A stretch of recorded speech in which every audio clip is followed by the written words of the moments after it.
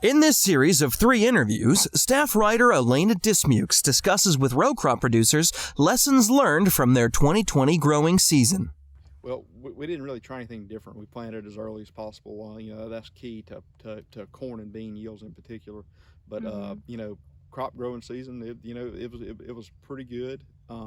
Everything was planted. Corn was definitely planted timely, and yields mostly reflected that.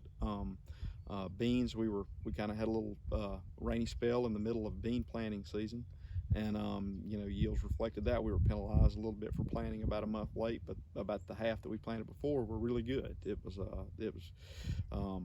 difficult production season in a lot of regards, but we were able to get most of the work done in a timely manner. Well, planting went well, and most people around here anyway have a lot of planting power, too much planting power, because our windows are so narrow here.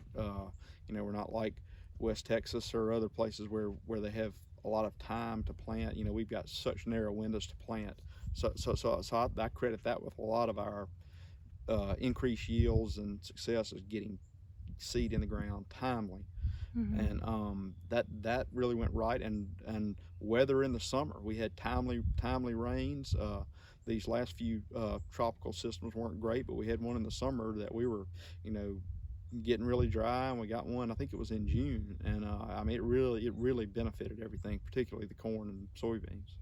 Well, going forward, I think to increase profitability, we're just going to need to maximize our inputs on our most productive land, and just figure out how to rotate crops to where we're doing it more strategically than we have been in the past.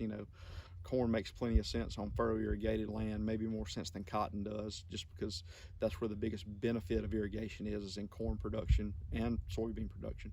But cotton can withstand dry land conditions better than those 2 crops. So rather than putting cotton on furrow irrigated land, I think we can move it to dry land or pivot irrigated land, and really make the most out of all 3 crops that we're growing.